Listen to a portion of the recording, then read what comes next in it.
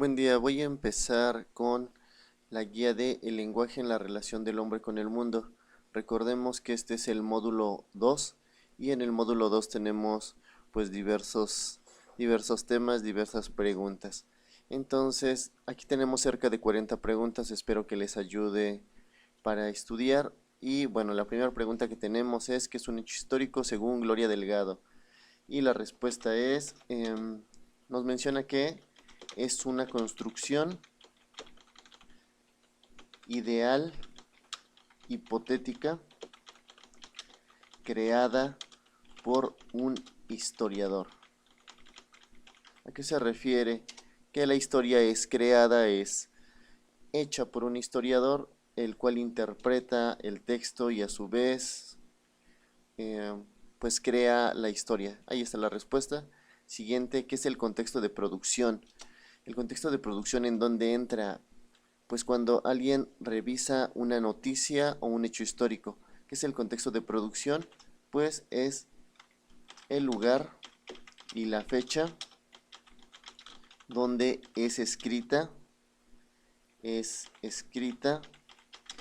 y analizada, la historia. Eso es el contexto de producción. Es decir, en un periódico te va a decir su fecha y el lugar de donde viene. Siguiente pregunta, que es la 3. Nos dice que es la modalidad narrativa. Esto es sencillo, solamente un sinónimo de narrar es contar, ¿no? Entonces la modalidad narrativa es aquella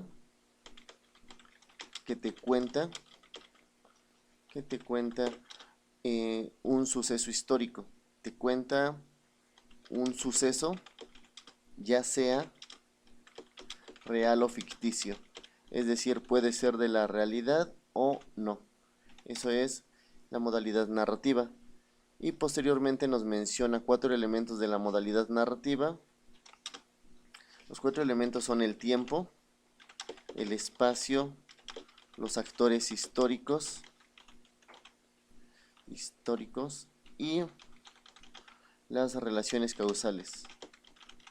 Relaciones causales. Em, y bueno, estos son los elementos. Cuando alguien narra, cuando alguien cuenta una historia, son los siguientes. Y bueno, ¿qué es el tiempo? El tiempo, antes que nada, es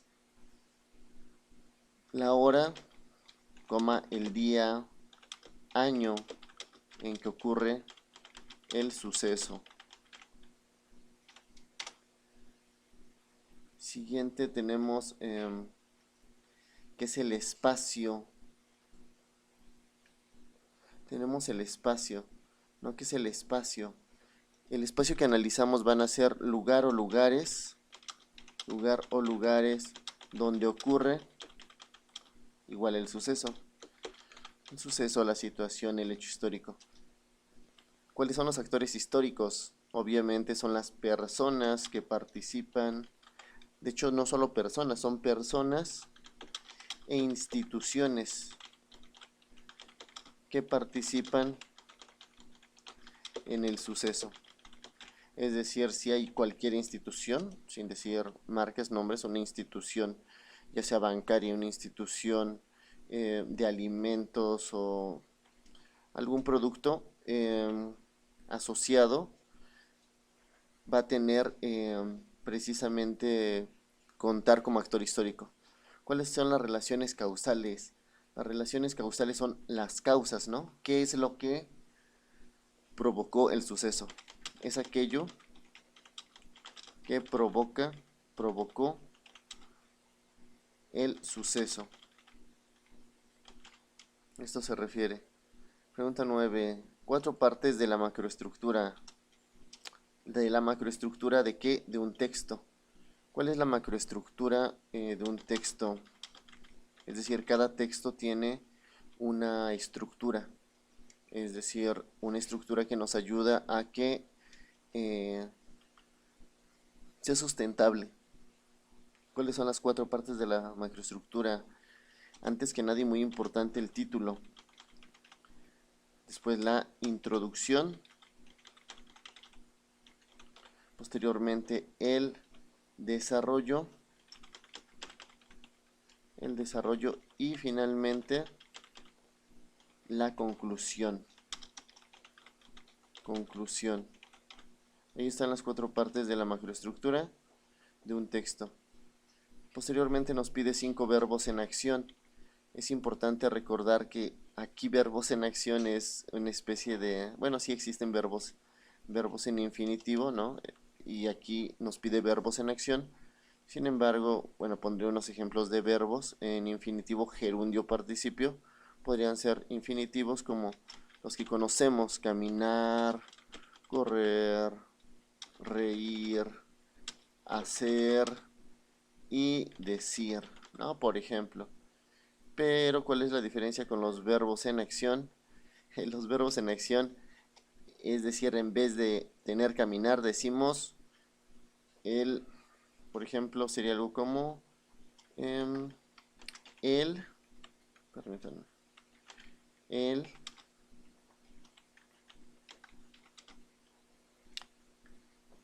camina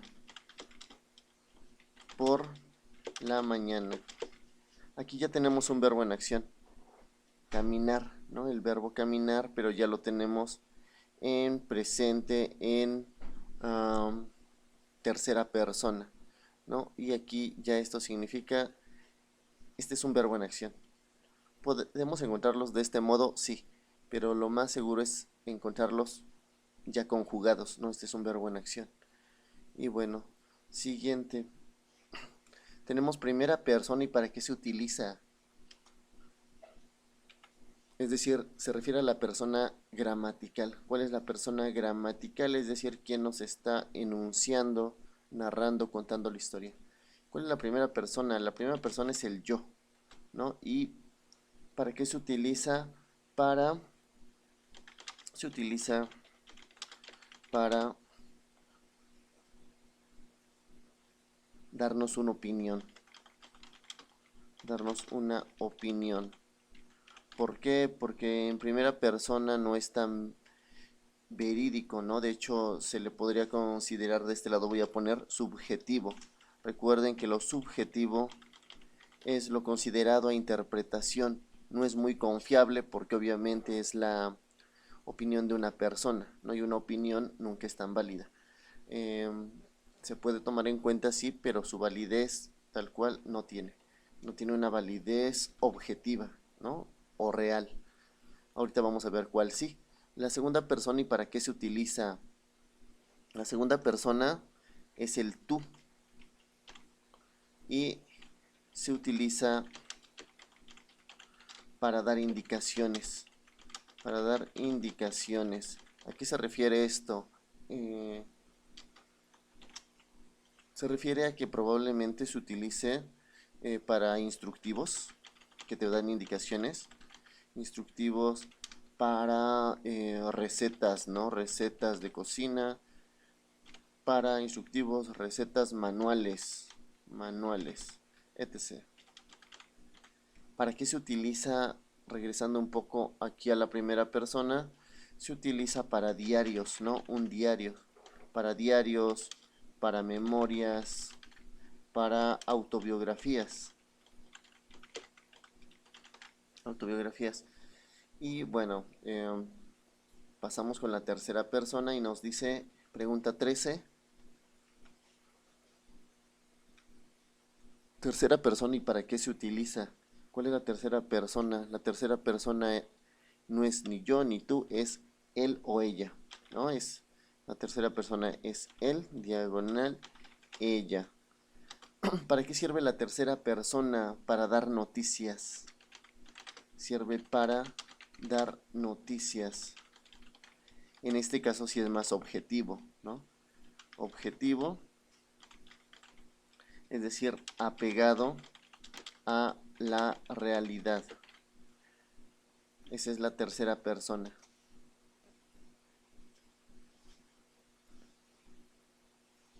Y pues sí, pasamos con la 14. Nos dice 5 ejemplos de conectores temporales. ¿Cuáles son los conectores temporales? Todos aquellos que prácticamente te digan una fecha, una hora, un día, ¿no? Entonces, o inclusive ciertos momentos como hoy, ayer, hace horas, instantes después,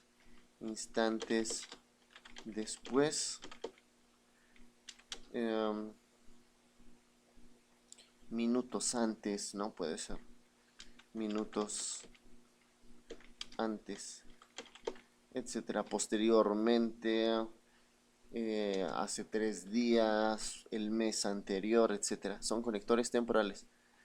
Siguiente modalidad argumentativa. ¿Cuál es la modalidad argumentativa? Es aquella que con razonamientos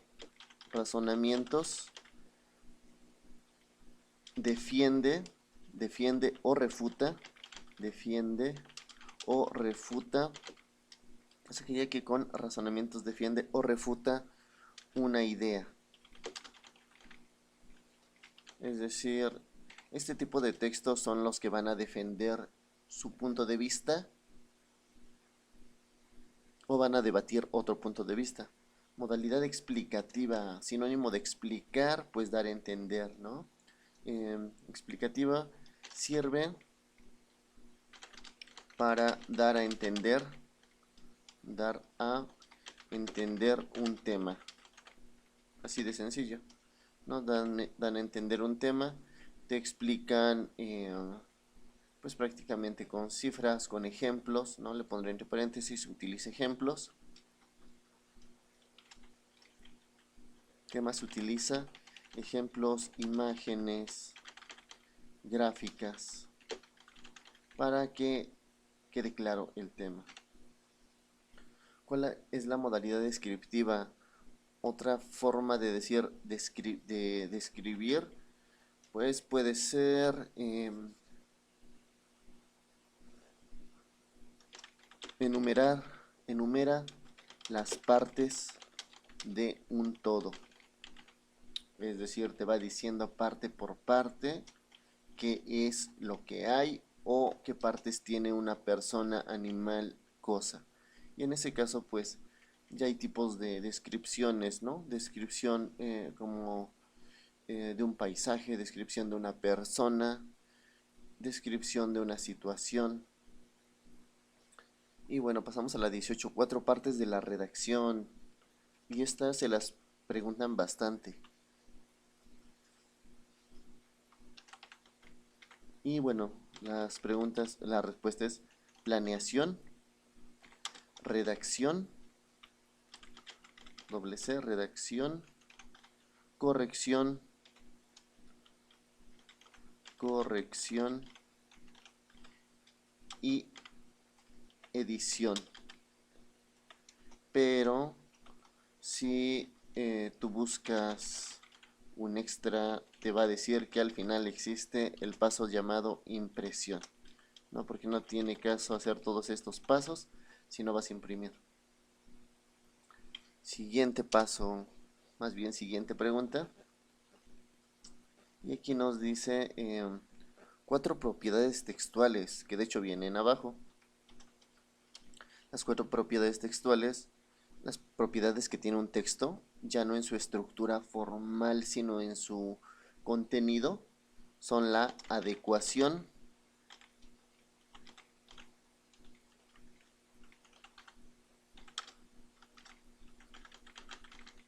la coherencia, la cohesión y disposición espacial.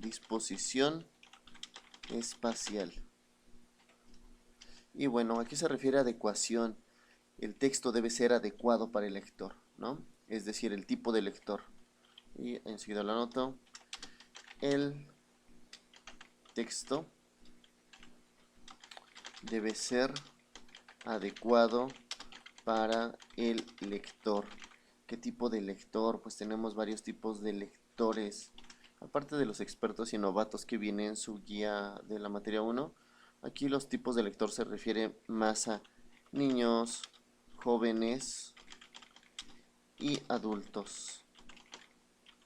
Siguiente punto tenemos coherencia. ¿Qué es la coherencia? La coherencia lo van a encontrar como el sentido lógico. Sentido lógico del texto. ¿A qué se refiere el sentido lógico del texto? Pues que no tenga repeticiones,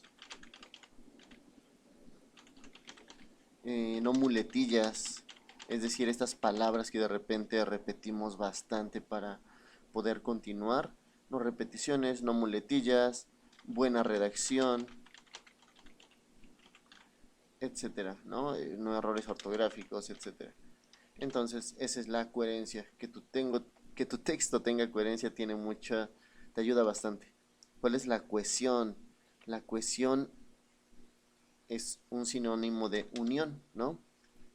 Es decir, que es la cohesión, unión entre un párrafo y otro,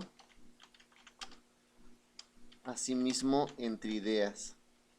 Asimismo entre ideas. ¿A qué se refiere esto?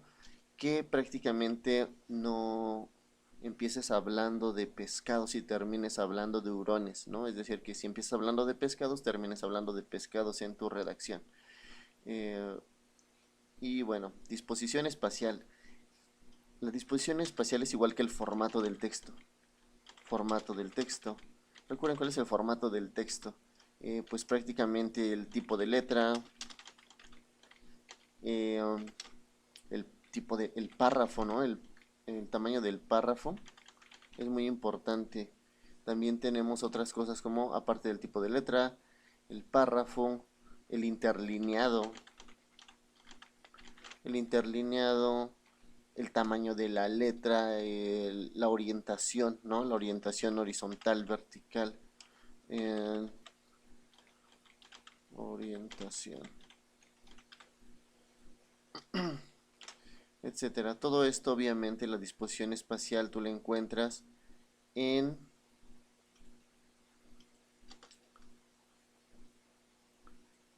lineamientos que tiene todo texto para su disposición espacial, su formato general, ¿no? Depende obviamente de lo que te digan, cómo lo utilices. Eh, Normalmente recurren es Arial 12, ¿no? Interlineado 1.5 y citas textuales más cortas, sencillas. Y bueno, vamos a ver intertextualidad. ¿Qué es la intertextualidad? Como su nombre lo dice, es la relación entre un texto y otro. Relación significativa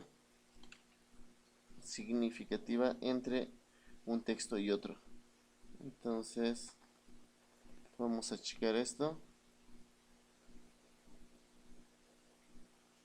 Relación significativa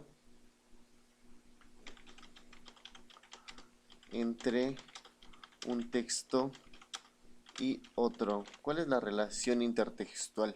Por ejemplo, que tú veas Drácula de Bram Stoker con otra película. No, hay muchas películas de vampiros. Entonces, películas o textos que hablan de vampiros. Ahorita no diré pues nombres por tal vez derechos de autor, ¿no? No sé si me vayan a bajar el video y es mejor anotarlo así.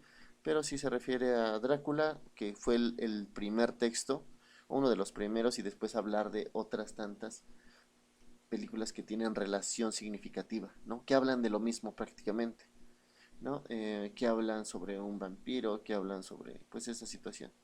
Eso se le llama intertextualidad. Características del texto científico. ¿Cuáles son las características del texto científico? Precisamente igual vienen abajo, pero son la precisión, claridad, objetividad y universalidad.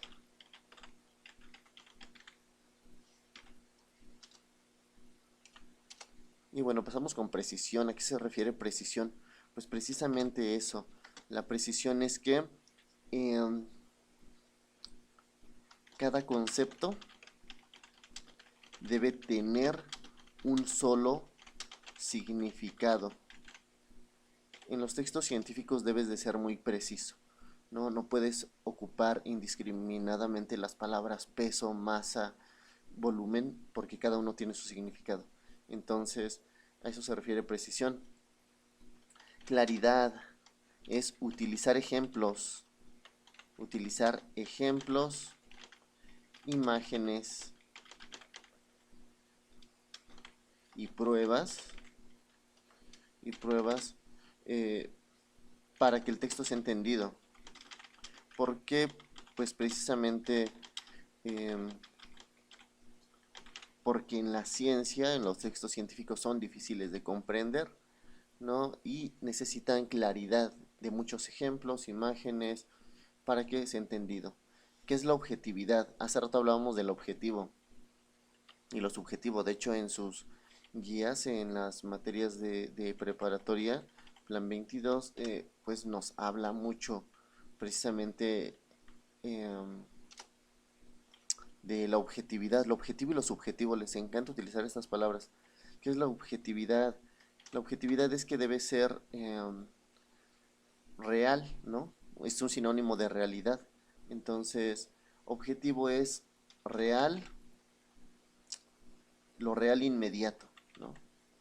Lo real inmediato. O basado en la realidad, basado en la realidad. Un ejemplo, si tú vas a medir la velocidad, ¿no? de un automóvil, eso es algo objetivo. ¿Qué es algo lo subjetivo? Un ejemplo de subjetivo sería, por ejemplo, ver una obra literaria, un cuento, e interpretar el personaje de Pinocho, ¿no?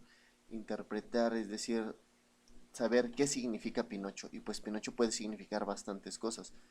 La madera, que es ser un niño de frío, ¿no? Como la madera, o la madera porque no siente, o la madera porque es un instrumento, una herramienta. Entonces, eso se llama subjetividad y es lo que está en el plano de la fantasía, mientras la objetividad es lo que está en el plano de la realidad. Y bueno, tenemos universalidad. ¿A qué se refiere el texto de el concepto de universalidad? Universalidad debe ser entendido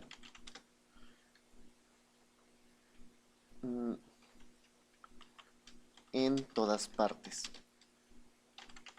Es decir, la ciencia y los conceptos como gravedad, los conceptos como masa-peso, ¿no? Inclusive todas las medidas, tenemos una unidad internacional de medidas, hace que equivalgan y que sean entendidos en todos lados, ¿no? Es decir, que los conceptos no solo funcionan en México, sino funcionan en China, en Inglaterra, en cualquier otro lado.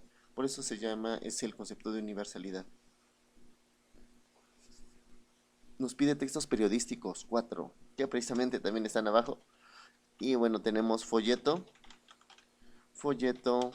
boletín, nota informativa y reportaje. Ustedes nos pueden decir tal vez igual, nos pueden comentar si nos faltan o si alguno de ellos no es. También quedamos en toda la disposición de corregir. Folleto. Bueno, lo que diferencia el folleto del boletín es que el folleto es un instrumento de divulgación, el cual está segmentado. ¿Qué significa divulgación? Pues obviamente que expande la información por otros lados. ¿Qué significa segmentado? Segmentado es decir, dividido. ¿No? Tú has visto que los folletos están divididos en partes, ¿no? Según eso se le va a llamar díptico, tríptico, cuadríptico, según su número de partes. Instrumento de divulgación, el cual está segmentado. Utiliza, tiene un título llamativo y utiliza imágenes. Ahí está. ¿Cuál es la diferencia con el boletín? La diferencia con el boletín es que el boletín es un medio publicitario también, pero que está avalado por una institución. Por una institución. Ya sea una institución educativa, puede ser también en el área del mercado, ¿no? Cualquier marca, institución o una marca que te va a tener su logo, ¿no? Normalmente arriba del lado izquierdo, y pues está avalado, como lo dice. También tiene periodicidad. Periodicidad. ¿A qué se refiere la periodicidad? Se refiere a periodo, ¿no? Que tiene un periodo de tiempo. Obviamente va a tener periodicidad. Entre paréntesis le pondré fecha y número de boletín. Número de boletín. ¿Qué más tiene? Tiene texto adecuado y es dirigido a un público específico. ¿Por qué? Porque también las marcas o las instituciones son para cierto público. Posteriormente, y ya casi terminando, tenemos nota informativa. Nota informativa es, de hecho, he visto que en las guías viene mucho esa pregunta. Nota informativa nos viene como es la base, es la base o fundamento, algo así dice, o fundamento de los textos, periodísticos. De hecho, es la base o fundamento de los textos periodísticos. Esa es la nota informativa. También la nota informativa es un sinónimo de, recuerden palabras que se escriben diferente pero significan lo mismo, es el sinónimo de noticia. Obviamente en este caso se hace de manera escrita. Reportaje. Bueno, la diferencia con el reportaje, de hecho en su guía viene algo como es la que nos explica un tema a profundidad.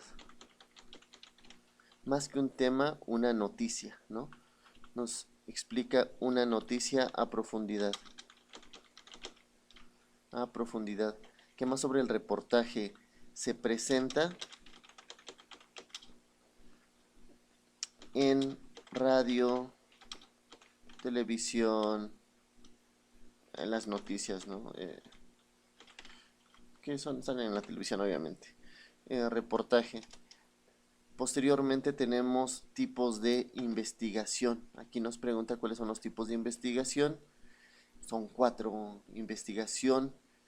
Y normalmente tú vas a encontrar así, ¿no? Los tipos de investigación 3 de entrada. Y uno se los aprende como documental, experimental y de campo. Sí, pero si tú indagas más te va a decir una más, que es la exploratoria. Lo mismo he visto bastantes veces en sus guías que nos preguntan ¿cuál es la investigación exploratoria? O es más, te cambian la pregunta, te dicen, o más bien dice, es aquella investigación que se realiza cuando el autor o cuando el investigador, más bien, no tiene una idea clara de qué analizar, así tal cual, ¿no? Entonces, palabra clave exploratoria, de explorar, ¿no? Y obviamente, como aquí nos menciona, si un investigador no sabe qué analizar, tiene que indagar, ¿no? Indagar es sinónimo de explorar. Entonces ahí está. Es aquella investigación que se realiza cuando el investigador no tiene una idea clara de qué analizar. Entonces pues se va a aproximar a el lugar a conocer.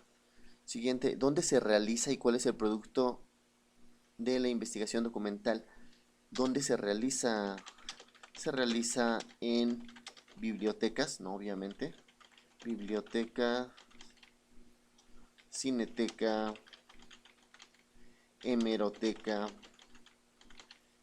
etcétera, en donde encuentres documentos, como ahí lo dice, es una investigación documental, ahí vas a encontrar documentos. ¿Y cuál es su producto? Su producto, ¿qué es lo que nos ofrece? Pues como vas a investigar esto, su producto van a ser ensayos, tesis, informes, etcétera, ¿no? Todo lo que tenga que ver con el área documental. Estamos a 3 preguntas, ya que si terminamos, y nos dice dónde se realiza y cuál es la investigación experimental. La investigación experimental, ¿dónde se realiza? Se realiza en laboratorios. Se realiza en laboratorios, ¿no? Se realiza en el laboratorio. ¿Y cuál es el producto? ¿Cuál es el producto? Su producto, ok, son vacunas, ¿no? Por ejemplo, son vacunas, son comprobaciones científicas,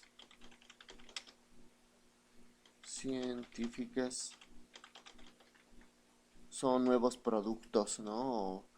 Productos agrícolas, productos eh, para la salud, ¿no? Etcétera. Eh, y bueno, terminando ya casi, ¿dónde se realizan y cuál es la investigación de campo? Como su nombre lo dice, se realizan en el campo, pero no en el campo de ovejas, no en el campo de ovinos, nada de eso. Campo se refiere a todo lugar físico donde se ubique el problema, se ubica el problema. Es decir, cuando hay un problema, tú tienes que ir a campo, ¿no? Por ejemplo, los del peritaje van a lugar de los hechos, ¿no? Lugar del crimen, a eso se refiere, porque ellos van a investigar ahí el delito, ¿no? Un agrónomo va a ir precisamente a el campo, ¿no? Literalmente el campo, va a ir a la tierra, el campo donde se ubica, eh, donde está la tierra de siembra, pues, ¿no? Un topógrafo va a ir a las calles, ¿no? Va a ir a una calle, a la calle, a la avenida, etcétera. Entonces, ¿qué pasa cuando tú haces investigación de campo? Tienes que ir al lugar de los hechos, ya sea hacer entrevistas, ¿no? Cuál es el producto de esto? Pues precisamente realizar entrevistas, pruebas, em, ¿cómo se les llama esto? Entrevistas, pruebas y todo lo que tenga que ver con prácticamente información que puedas sacar ya sea de las personas, ya sea de lugar al que vas, ¿no? Entrevistas, pruebas, muestras, etcétera. Y bueno, principales tipos de gráficas, terminando con la pregunta 40 de nuestra guía de lenguaje en la relación del hombre con el mundo. Principales tipos de gráficas. ¿Cuáles son? Normalmente tenemos bastantes, pero aquí nos menciona solamente 4, que son las de barras. Gráfica de barras, gráfica de círculo o pastel, nos las menciona como pastel, de hecho. Gráfica de pastel, gráfica de líneas y gráfica de puntos de dispersión. Puntos de dispersión. Y bueno, terminando con esto, solo queda decir gracias por su atención y espero que les sirva. Igual, si subimos este video, podrían descargar solamente el audio, ¿no? Y tomarlo como una guía y esperemos seguir creando material. Suscríbanse al canal si es que subimos esto al canal, ¿no? Porque tenemos un canal por ahí, espero que sí se pueda. Y bueno, nada más. Estaré subiendo más material, espero pronto. Y bueno, con esto terminamos. Que tengan buen día. Cualquier duda, circunstancia, me pueden escribir en los comentarios. Normalmente me parece que en uno de los videos tengo agregado mi correo. Pueden comunicarse a mi correo y puedo dar asesorías particulares o eh, quizá proporcionarles material acerca de como este, ¿no? Por ejemplo, y bueno, sería todo, nada más.